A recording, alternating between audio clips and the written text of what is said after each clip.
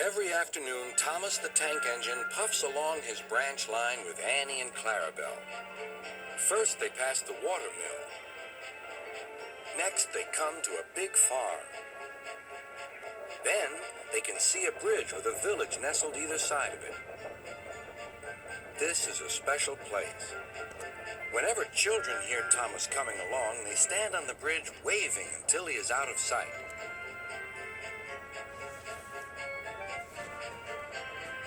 One day, Thomas was running late. He had stopped at the signal before the bridge to talk to some new children. Percy the Green Engine was waiting too. "Hurry up, Thomas," called Percy when the signal dropped.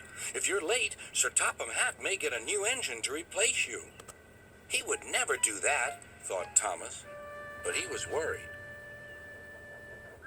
Next day, Thomas hurried along the line. Just ahead was the goods yard. There, on the platform, was an inspector waving a red flag. Next, Thomas saw some children. They were waving too.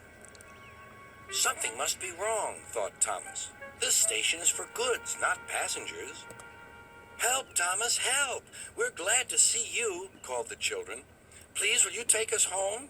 The stationmaster explained to Thomas's driver that the school bus had broken down, and all the parents would be worried if the children were late.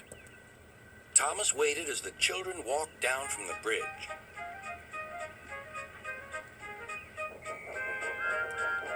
Then he took the children to the next station where Bertie was waiting to take them home. When Thomas finished his journey, he was very late. He was worried that Sir Topham Hatt might be cross with him. "I warned Thomas," puffed Percy to James. "He's been late one time too many. He'll be in trouble now." But next morning, when Thomas picked up his passengers, Sir Topham Hatt was nowhere to be seen.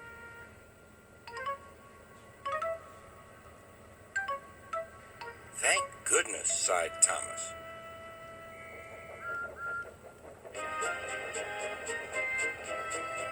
Thomas knows every part of his branch line.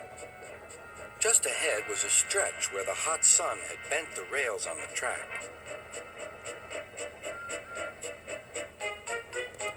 "Careful, Thomas," called his driver, but it was too late.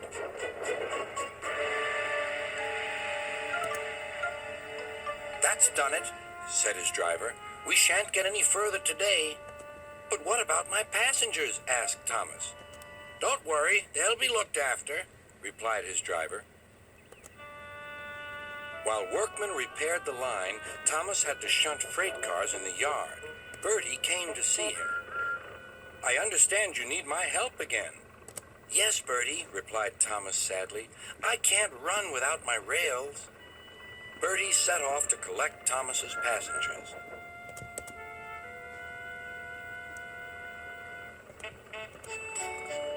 "Hello, Bertie," they said. "We're glad you're here." Bertie drove along the road that runs by the railway. He stopped at each station along the line. Sometimes he stopped between stations to let people off closer to their homes. Thomas felt miserable. "I've lost my passengers to Bertie. They'll like him better than me." Sir Topham Hatt arrived. "Your branch line is repaired. I'm going to change your timetable so that you and Bertie can work together more." When Thomas reached the station, there, to his relief, were all his passengers. "Bertie is a good bus, but we missed our train rides with you," they said.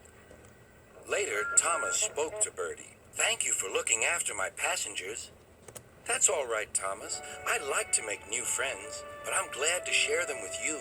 "You're a good friend indeed," replied Thomas, "and always will be."